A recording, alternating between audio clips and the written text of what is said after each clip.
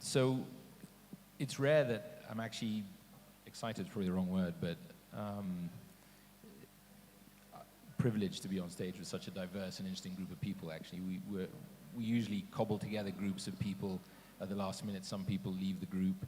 But actually today we've got a really strong and diverse group, and we had an excellent conversation earlier over coffee. So the plan is for the next 40 minutes or so to talk about what we feel is interesting and obviously where we can add value vis-a-vis the state of the current market in Kenya, and maybe towards the end a little bit about East Africa. So joining me up here is Wolfgang Omandi from ABSA, who's head of trading here in Kenya. Michael Aldridge, who's the CEO of Kofisi. Donald Borthwick, who's the MD of Grit here in Kenya. Richard Howe from ALP, who's the CEO, and Ken Mbe from Centum, who's the MD. So, like I said, a really interesting and diverse group of people. And we all had moments earlier when we were sitting around having coffee where we were learning from each other, and other moments where we would step in and add value. So we're going to do a bit of that, hopefully, on stage here.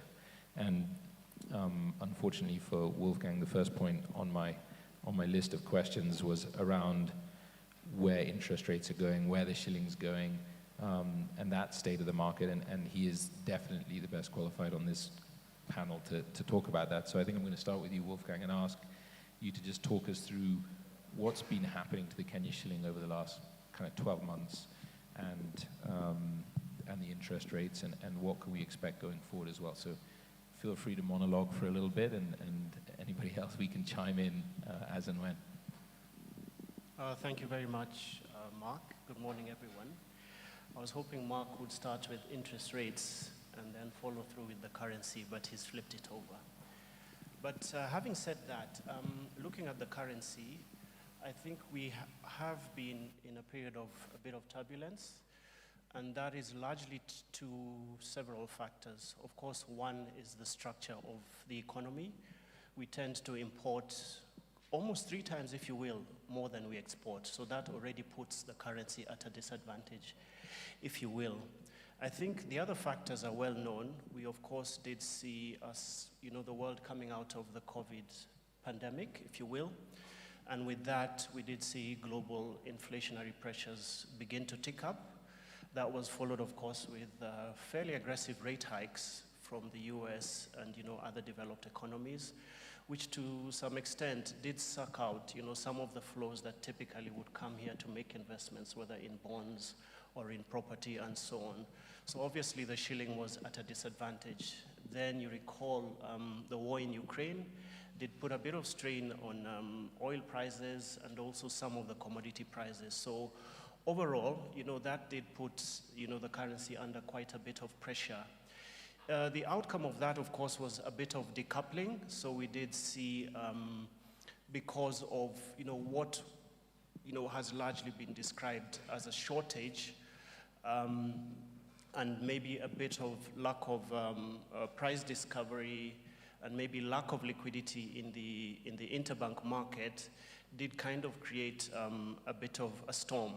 I think that's really the background. But looking out into the future, we have seen some very good efforts, from the central bank, of course, to try and bring back a liquid interbank market. And maybe just to put that into perspective, banks are able to buy and sell dollars from each other quite easily when the interbank market is functioning. And that's always the indicator of, the levels of demand and supply.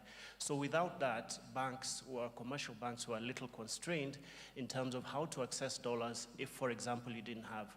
And the result of that was banks would only be able to sell any dollars they had. And I'm sure some of you did witness situations where banks were, sort of rationing, if you will, the dollar supply, just so that they could be able to supply as many customers as possible.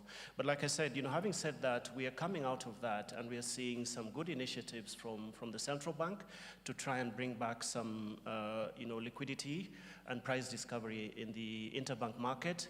We have also seen, if you look at the trends in terms of reserves, I think our reserves are at 5-year lows, and that's because of the interventions that we did see from the central bank in trying to support the demand that we were seeing. But I think, comments, we did have the IMF president here a week or so ago. We have seen the World Bank and so on coming to the party, if you will. And I think we do expect some good flows in the next few weeks, literally. I think before the end of the fiscal year, that's the end of June, we do expect some fairly good flows to come in. And I think the long and short of it is, from an optical and also practical perspective, you will begin to see liquidity improve and, of course, price discovery in the interbank market. One of the other negative effects of that decoupling was, of course, offshore flows coming into the market, because typically if you are coming to invest in stocks or bonds for that matter, you also need certainty around how you're going to exit the market. And if you're going to cross a spread of 5, 6, or maybe even 10 shillings in some instances, then Kenya, of course, doesn't become an attractive investment avenue, if you will. So I think we are sort of out of the worst part of it, and I think things from here, begin to get better. I know that in most of your minds, the question is, what is the true value of the currency? And even though I sit on the trading desk and my CEO is looking at me, the answer is, I don't know. But I think it's purely a factor of demand and supply. I talked about some of the structural issues, but I think there are long-term solutions which we need to, and that's, of course, turning around, the ratio between imports and exports, and, of course, seeing if we can also attract some of the short-term or medium-term investor flows. Those are some of the factors which would try and provide some support to the currency. On the interest rate bit, I've already laid the background around Ukraine and, of course, the rate hikes we did see. I think Kenya was unique because we did see a bit of delays, if you will, in terms of accessing external borrowing. And that did put a strain in liquidity. Over the last couple of months, we've also seen quite a bit of tightness. So I think disbursements by government, for those same reasons, have also been a bit slow. But over the last 2 or 3 weeks, we're beginning to see liquidity improve. We did see comments from the governor of the central bank, post-MPC, talking about $1.6 billion coming through within the next few weeks. So we also hope that liquidity will improve. So for the larger part of last year, we did see interest rates tend to tick up. We are still not out of the woods yet, but I think we are getting into some kind of consolidation phase. We do expect that possibly, we might see a bit of pressure on the longer end, and I think even in the shorter end, the treasury bill space, we have seen some kind of correction. So I think we are more in a consolidation phase, and that's not to say that, rates hold steady.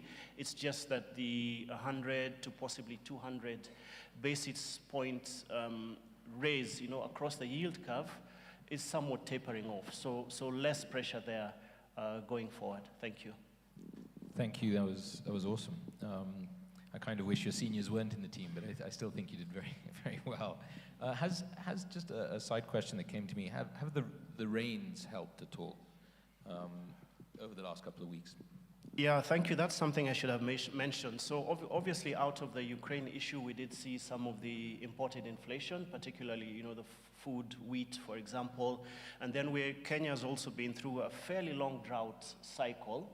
So I can say with a good degree of confidence that with the rains that we are seeing now, we'll of course begin to see some of that inflationary pressure ease. And if you recall, we did see inflation for last month actually dip quite a bit. So I think that speaks to some of those factors. So even going forward, we don't see, I know the MPC in their last meeting raised the rates by about 150 basis points. My view, slightly aggressive, but I think it was more preemptive. Let's just do it once. And then I think going forward, we'll not see any further hikes going forward. And even talking to the US, we did see the inflation numbers dip slightly year on year. So of course, there is talk from analysts that even from a US perspective, because the world sort of tends to feed off the US rates, and then yield curves are built from there. So it is the expectation that even from the US perspective, we will begin to see a pause. Thanks again. And I mean, of course, with that deflation of the shilling, you do see opportunities for foreign money coming in, things being a bit cheaper. And I think most markedly for us, we're seeing this kind of issue of local companies that are earning shillings having to pay rents in dollars. And I'm going to go to Michael and ask him, you know, what, if any, issues or risks he's seeing vis-a-vis, you know, shilling earning tenants paying dollar rents. I mean, is that something you guys are seeing at all?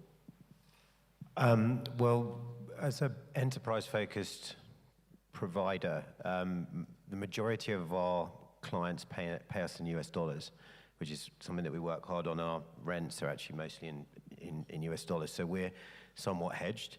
But what we're finding is that clients are finding it harder to access the dollars when they're local, so that is causing some issues in terms of payment cycles. But I think that's countered by the opportunity that a shared provision for your workspace offers in terms of investment savings. Typically, if a company is going to take on a large amount of space, they're going to have to put capital expenditure in. They're also having to pay for that. In some cases, if they don't know what they're doing, they're importing, so they're paying in dollars again. But granted, most of that would be local currency. When you actually work with a shared workspace provider, you're saving 90% of that upfront money. So it's incredibly compelling as an opportunity. And it's one of the main factors why enterprise is swinging much more towards shared workspace, is that cost saving that you're actually receiving and funds saving. That obviously goes with the benefits of a more sophisticated work environment and highly flexible terms and all the great things that come with it. But I think that's what's helped the market grow globally. I mean, we've grown massively through both this situation and through COVID, because I think people, companies, CFOs are waking up to that opportunity. But we can talk more about that later in terms of the other questions. No, yeah, we can go straight into that if you want. I mean, we're going to talk about specialist asset classes, and yours is a very interesting one. I mean, what is the real depth of your market? Well, I think it's a great question because it's huge. From our point of view, when we look at the market statistics, we see in developed global markets such as New York, London, European, name major cities, you're talking about between 12 to 15% of commercial workspaces now provided by shared workspace providers. In the African environment, that stat is under 0.5%. So if we take into account the sort of well-documented examples of leapfrogging legacy systems, all companies that are coming into market, and we're going to see a lot more enterprise coming into market, are seeking to go straight to that solution. So there's a 20x growth in the shared workspace environment. When we're a continental provider, so I'm talking very much about all cities that we're in. We're not just in Kenya. But we estimate the market to be potentially 11 million users, 60 billion a year US, right, for shared workspace in Africa. So there's a huge amount of growth. And I think we've proven that data point by last year. We took on nearly 100,000 square feet of space just in Nairobi alone, in some buildings that have failed to actually win any standard classic tenancies from enterprise, because they simply just don't want to put that investment into the bricks and mortar. They see it now as a service, and they want experts to do it. So, you know, we're very excited about where the market's heading, and I think in terms of supporting city change all across the continent, shared workspace provision is going to be a major player in that transformation. I agree with that, and we'll come on to that a little bit when we talk about opportunities as well. Richard, I mean, in terms of depth of market, how do you find the opportunity in terms of depth here for what you do? Yeah, I mean, I think the industrial market is, I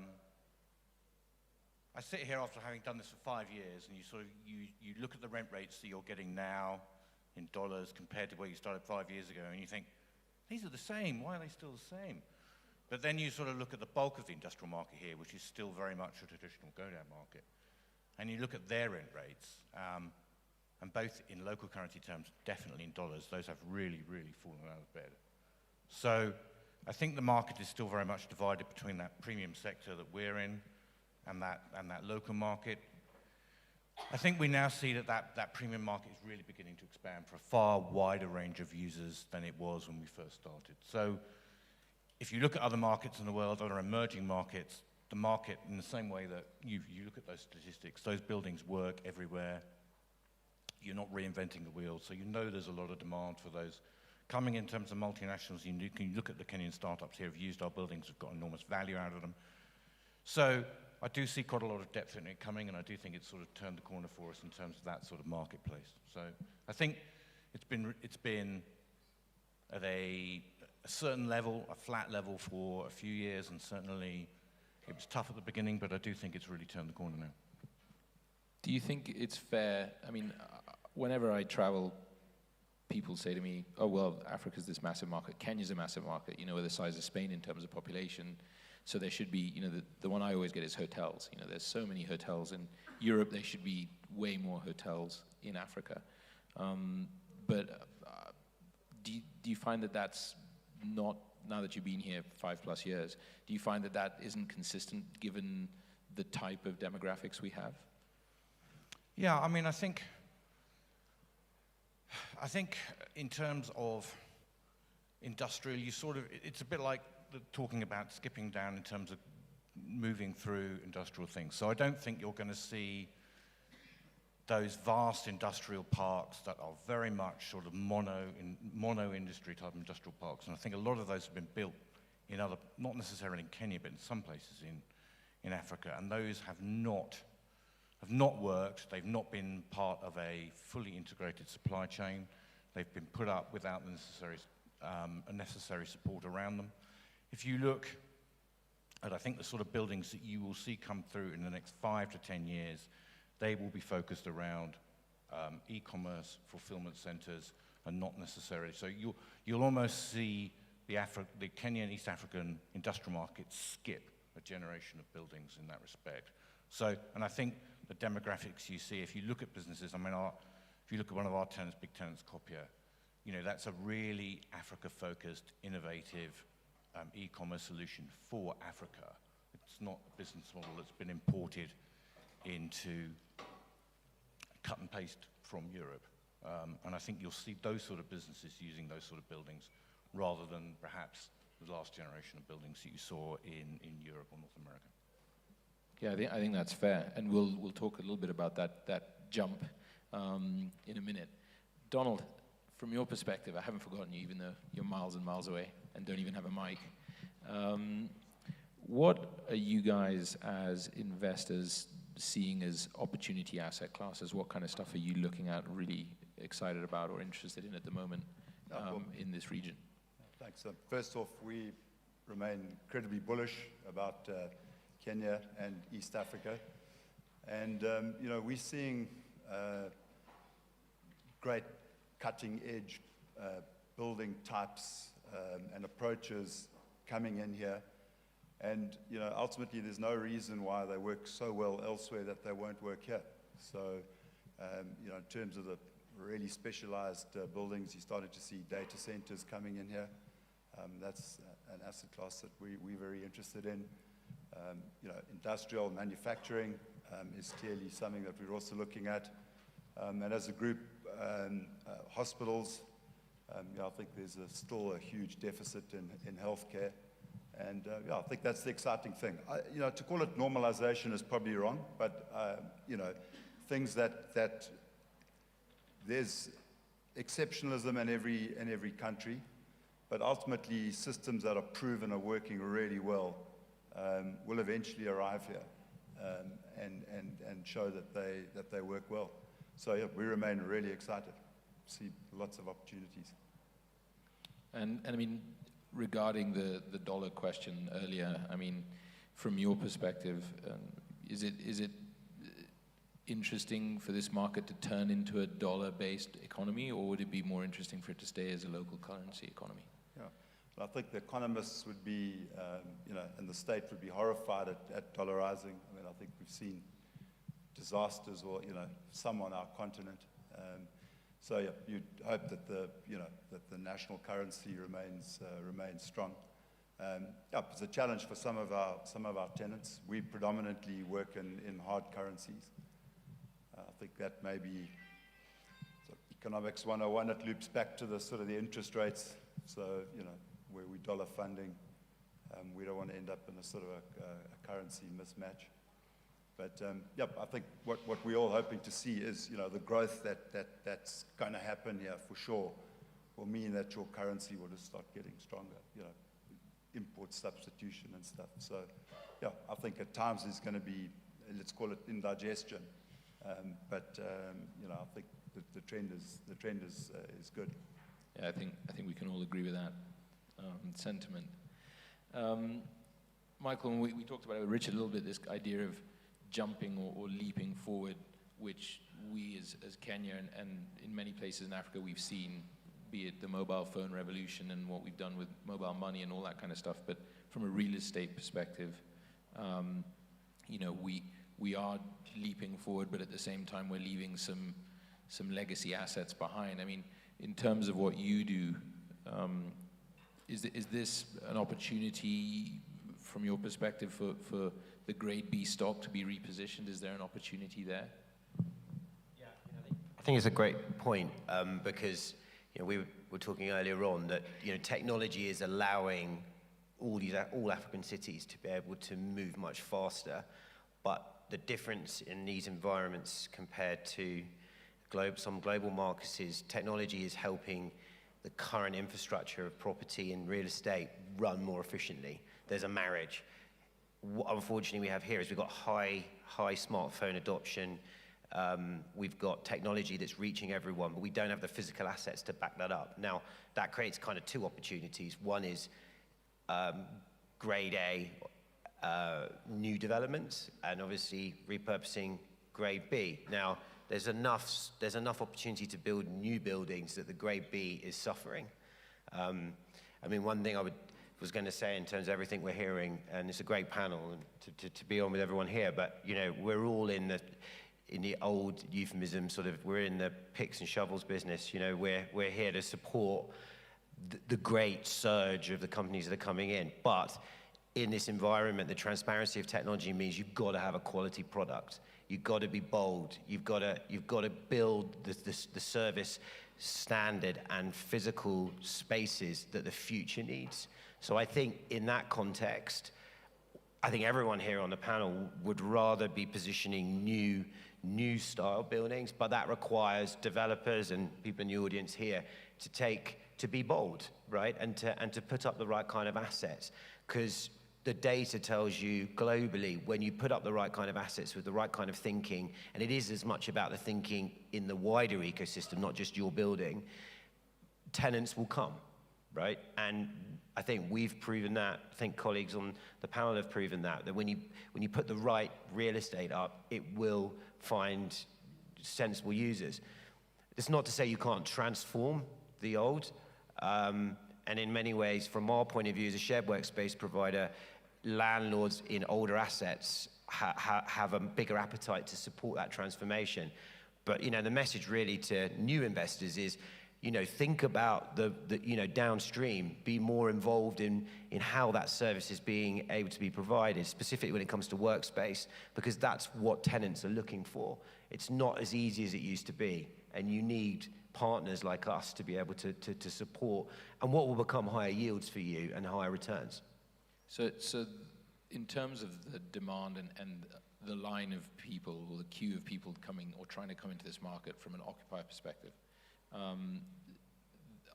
they're not coming in the way that they used to traditionally, right? I mean, we're not Correct. seeing we as Knight Frank have seen this kind of change in mentality and approach of, come here, build a building, or buy land and build a building, or rent a massive space and fit it out for millions of dollars. Some people still want to do that, but particularly in the last few months, we've seen people kind of push pause on those strategies and say, in the meantime, we'll come into a flexible solution. Is that, Yeah. is that a fair comment to make? 100%. I mean, look, on a different panel, I think we're going to talk about, what it means to create a great work day, a great workspace. But it's like, we know things have changed and it's got more complicated. I think the people that are around the table making those decisions are more than the CEO and the CFO now. There's an obligation that is growing globally for companies to look after their staff members, and therefore they need more complex thinking around their workspace. The role of the desk has changed. The role of the workday is changing. There's a huge push for a 4-day work week globally. All of these mean that the real estate solution that sits next to it is not the old format. I mean, genuinely, there is no size of business where a flexible model wouldn't make sense. And the larger companies that are coming into market, even the highly financed tech businesses that are booming at the moment, this is the models they're using elsewhere globally, and therefore they want to apply the same here. And it suits the emerging environment as well, because there's always a sense that you might only want to have one foot in and you can always make a move. But most of this is optics, for them. There's a lot of IFRS changes that have meant that it makes more sense to now take licenses rather than leases. But as I said at the beginning, I think if you take an example of any business that wants to plant itself in one place, if they do it with a hard asset, they can do it once. If they do it with us, they can do it 10 times for the same amount of money. And that's highly compelling. Plus, it's better. So it's the same with the logistics parks. It's just you want to work with a provider who actually understands how you're going to grow your business into this market and can work with you through the natural undulations that occur in a business line. So, yeah, our data tells us that there's a huge movement towards this kind of flexible expert solution rather than the standard take a building and fit it out. Awesome, thanks. And that actually, talking about people who'll be with you through the undulations brings me on really well to Ken. I mean, Ken, you are the one person on this panel who represents pretty much every asset class at Centum. You guys obviously have office, retail, and housing. And, you can comment on pretty much everything we've spoken about in terms of the diversity of US dollar versus shilling rents and so on and so forth. But I think what's really, interesting is, or what would be of real interest, is the largest asset class we haven't discussed, which is housing, and where you as Centum see the opportunity in housing and the state of the current housing market. Are we building the right stuff in the right places? Are we charging the right rents? What are the returns like? And so on. Thank you, Mark.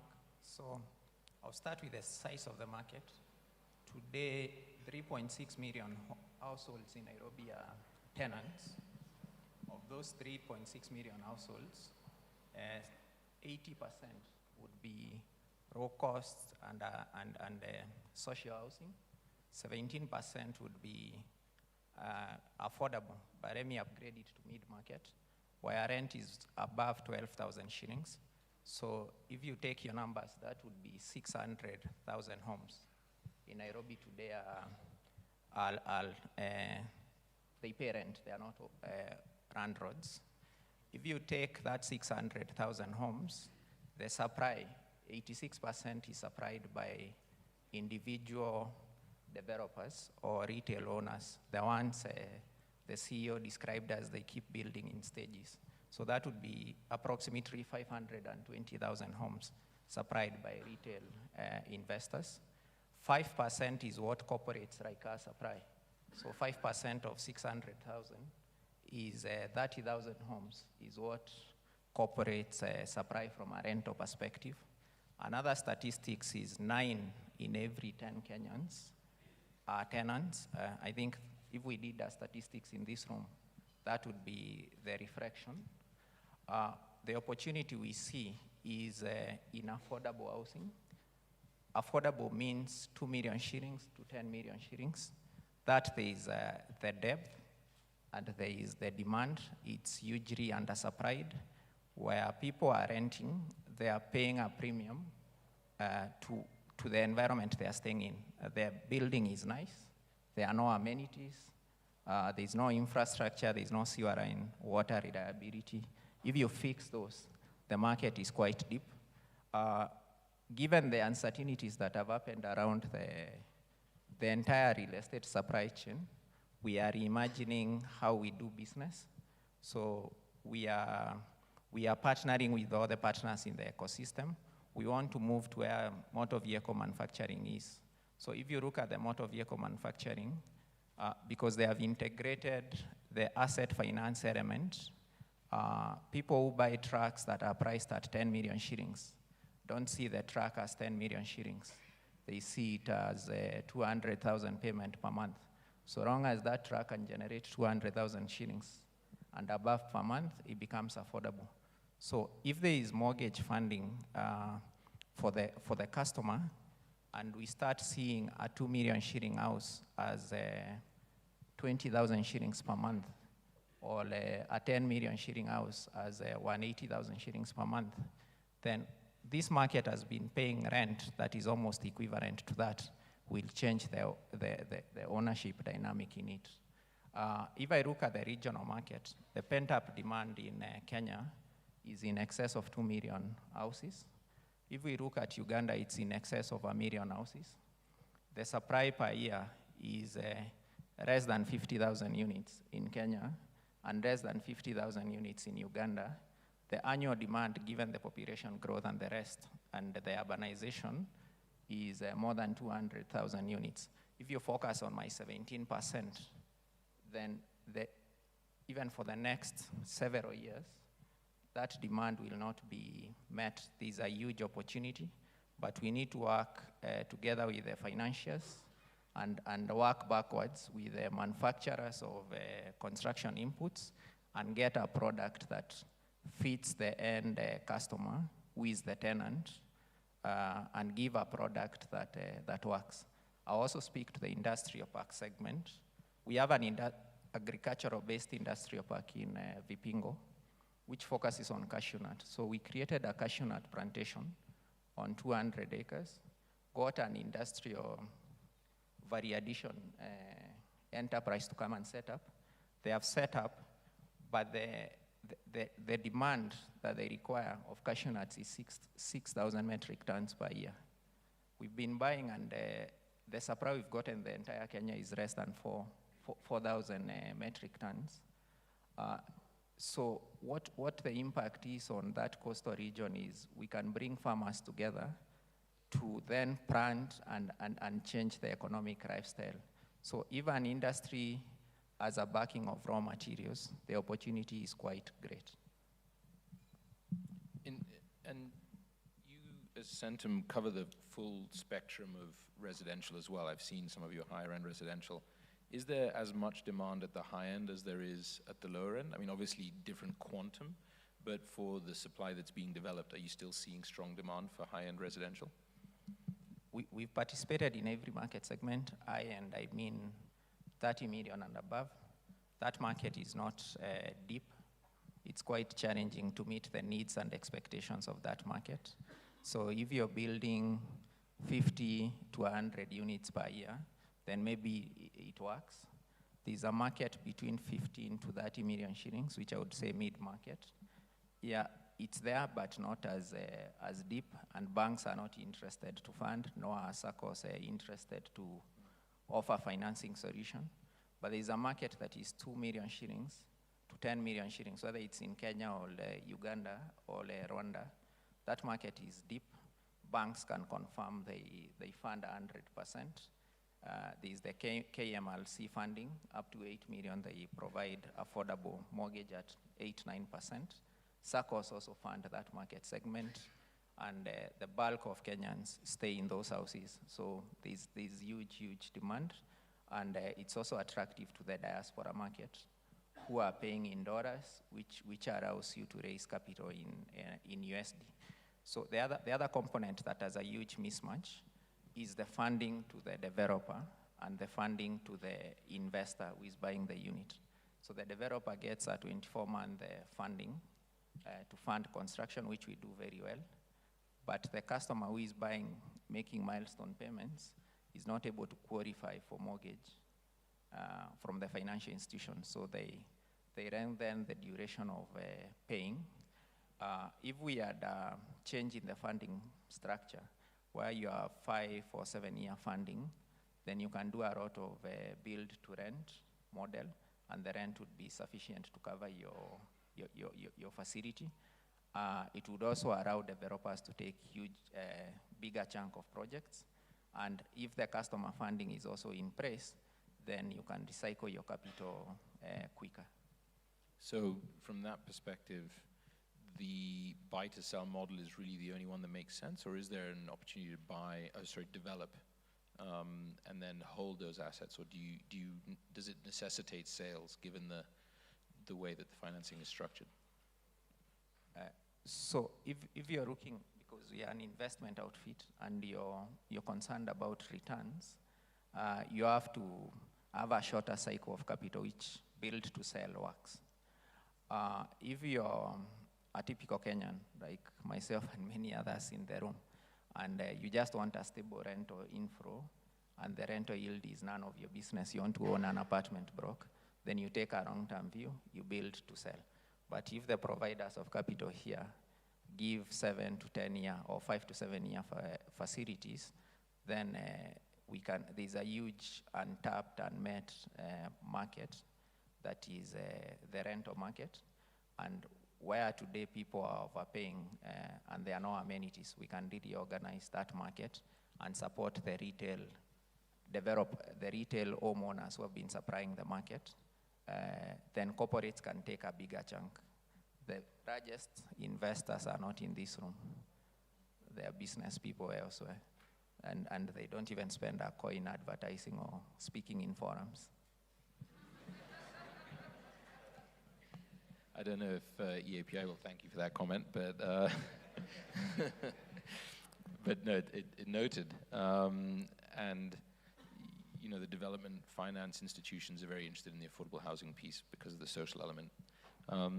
Richard, in terms of opportunities going forward in your space, where do you see the big opportunities in the industrial logistics space? What do you think the future landscape here in Kenya is going to look like? I think there's still a huge amount to do in the physical side of the supply chain. We've talked a little bit about how tech has moved really, really quickly in terms of supply chain, e-commerce. So reiterating what I said earlier, I still think you've got those buildings, but not only the sort of classic large, very efficient storage buildings, but also you've got to find a solution to we were talking about this earlier, the last mile sort of distribution hubs as well. And I think in this marketplace, you've got to look at that and say, okay, well, look, if you were starting with a blank sheet of paper, you would do this regional hub and spoke network. But I mean, I think if you look at a city like Nairobi, you've really got to try and get your head around working with those existing buildings, working with existing structures, and trying to find some way of doing that last mile distribution, perhaps in some of those buildings, refurbishing them, partly redeveloping. Something like that, I think, is probably a more viable solution to that last mile solution for those hubs, because buying and developing them and using dollars, which is some of the things we're talking about, for some of those facilities, it's just too expensive. It just won't bring it to the market quick enough. So if you can find a way of making the software solution work in a refurbished industrial buildings, or a building that will become an industrial building, that's something I think you'll see people do at a small scale, large scale. But you do need those sort of large distribution buildings as well. I think for us, we also look at data centers in terms of powered shells. We would do those. So I think there's a wide variety of industrial buildings. I think there's a real push for the government in terms of looking at EPZs, SEZs, and sort of driving the manufacturing sector a lot harder than they have in previous years. So I think you'll see a market for proper manufacturing sheds as opposed to just logistics sheds as well. So the industrial market will, I think, see quite a lot of growth in that area as well. Something that Wolfgang mentioned briefly about our importation, in spite of being an agriculture-led economy. I mean, I'm a big believer that there's an opportunity in the food storage space. I mean, is that something you also see? Yeah, no, absolutely. I mean, I think there's there's a big opportunity. Everyone says, you know, everyone always quotes those statistics about wastage in terms of agricultural products. And it looks huge, but I mean, we've not got an enormous presence in the cold storage space. We've provided for people who are in the agribusiness and they do their own cold storage. And I know colleagues who have done cold storage buildings at Tattoo and so on and so forth, and there's a lot of cost involved in all of that. It's a big play. It's a very bold bet to do that. The potential savings are huge. But the trouble with cold storage is you need the whole cold storage chain to be there. So you build your very big cold storage building, but it only works if you're really, really confident that you've got, for instance, the pack houses on the farms that actually put things in the cold chain straight away, that you've got the proper truck fleet that comes towards it. You know, I know speaking to a lot of people that they're really disappointed that, for instance, the railway doesn't properly support cold chain. So that means you've got to do trucks down to Mombasa. You've got to do it in trucks. You can't put it on the railway. You know, that's frustrating for them, that's disappointing. But there is a huge amount of value to be gained there, but it's not just about building an industrial building. You've got to be part of a well thought out overall cold chain solution. Yeah, it's a supply chain from A to Z, really. Yeah, it's a specialist kind of supply chain, and it's a very heavy investment, and you know, to use the cliche, it is a chain, so it's only as strong as the weakest link. So if you haven't got the truck fleet or you haven't got the pack houses and things, it still doesn't work. But there is a huge amount of potential value there, particularly in the agricultural side. Yeah, I believe there's a big opportunity, but the theme has been bravery and encouraging investors and developers to be brave. And so I'm going to go to Donald and ask you as a Pan-African, although you are Mr. Kenya, from a Pan-African perspective, you know, this is an East African conference. What other markets in East Africa are you seeing as exciting or interesting? And I'm conscious we're not big on time, but you know, take as long as you need. Yeah, so you know, I think Tanzania is clearly the right way to put this is, you know, reawoken. So I think there's definitely a lot of excitement there. And then Uganda and Rwanda. You know, Rwanda is something that, you know, we've been looking at for a long time. But you know, there's lots to do in Kenya. And I think you know, one of the areas that we've worked on now is a big call center, and I think that's an incredibly important breakthrough for Kenya. You know, it's a great stepping stone for people to get work. We know there are a lot of graduates that don't have jobs, and you know, CCI has proved the concept, and I think that's going to be absolutely fantastic. I think the other thing to just look at is, you know, the supply chain broke down over COVID, and you know, people don't want to get back into that space. So you're starting to see manufacturers coming in, pharmaceutical manufacturers coming in, and then also where you are sitting in a situation where the currency has weakened, it really helps your local manufacturers to get going. So yeah, we see a huge drive coming from there. And just, you know, to go back to the sort of the jump in technology and stuff, I think everybody can see the success of the, you know, the road network here. I mean, it's revolutionized the city. And, you know, so if that works so well and so obvious, it's going to move on to the kind of building you're using, you know, whether it's shared space or, you know, high-tech industrial. So, yeah, and then I think the whole region is growing. There's absolutely no doubt about that. Yep. Awesome. Yeah, so I think overarching themes are positive in the medium term, maybe not the next couple of weeks. And the developers and investors should be brave. I mean, you have to be brave in emerging markets, but there is demand out there. There is money looking for a home in this part of the world. Wolfgang, I'm conscious you haven't said anything since the very beginning. Is there anything you'd like to add before we do some Q&A from the audience, or are you? You don't have to if you. No, I love to talk. And I'll go completely off track. So I think there's another dynamic around the extent of government borrowing.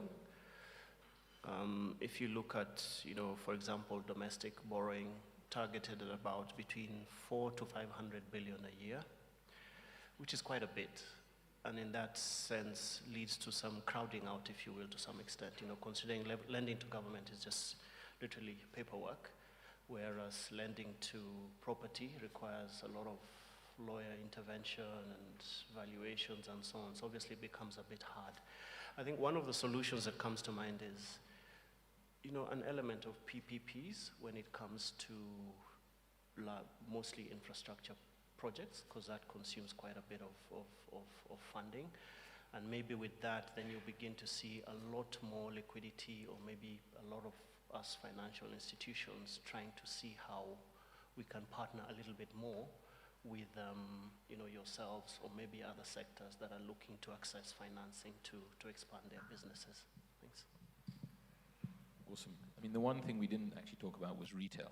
And Ken, I don't know if you want to take a minute, literally a minute, and just say anything about what you're seeing in the retail space as a retail owner.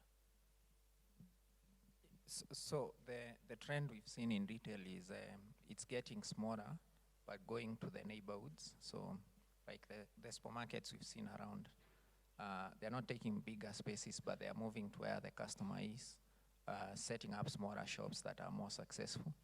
And for the ones that are within our shopping mall and the malls in Vipingo, the target market is that affordable segment where there is repeat purchase every other time, but also taking advantage of the online and delivery services to make it more convenient for the customer. Awesome. Yeah, we're seeing the same thing. The convenience retail centers along the roadside are really taking off. So we are exactly on time. I don't know whether there's a budget for Q&A. One question from you. If anybody has a question, there's one front and center right here. Have we got a roaming mic or anything?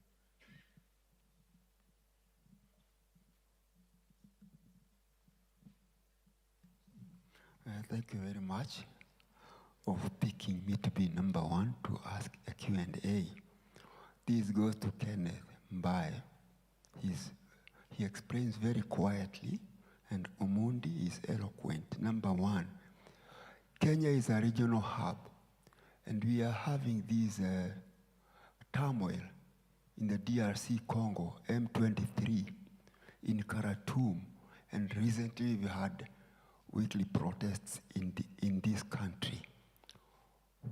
What is the impact of all this to the regional and Kenyan market? Then you also have the issue of the recent economic survey. I haven't heard from real estate developers and other stakeholders the relationship between the economic survey of Kenya and the performance of real estate in this country. And then we have heard, for example, the rains. Kenneth, did this impact on Centum and Omondi also?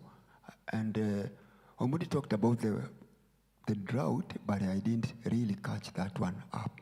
Wahinya Henry is my name, and I'm a journalist. So I think that was 3 questions.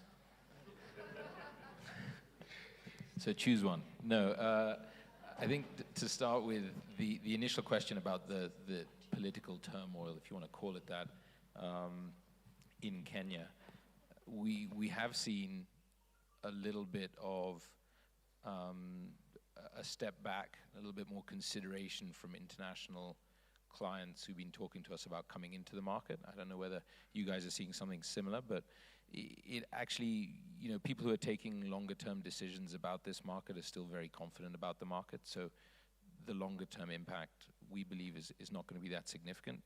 It's been a hiccup and a bit of an inconvenience for our business. I think we're still very early on in the new government, and there's still some sitting on hands from certain international investors about what this government is going to get up to in the longer term. In the short term, the feedback I've been getting when I travel is very positive about a young government that is interested in pro-business, and only time will tell whether or not that ends up being true. Obviously, right now, tax is a big discussion point, and we wait to see how that all levels out. but I don't think that the long-term impacts of what's been going on with Mandamano recently is that significant on the real estate market. The real estate market's a big machine that will move, you know, in the longer term in the direction as the market develops. I don't know whether any of you guys have a different opinion or something similar to add to that.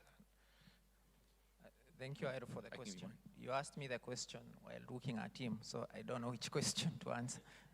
So what is happening regionally, from a Centamri perspective, and from a Kenya perspective, we see a great opportunity if we were to position Kenya as the regional hub for operations. What's happening in South Africa with the power outage, security, and the rest?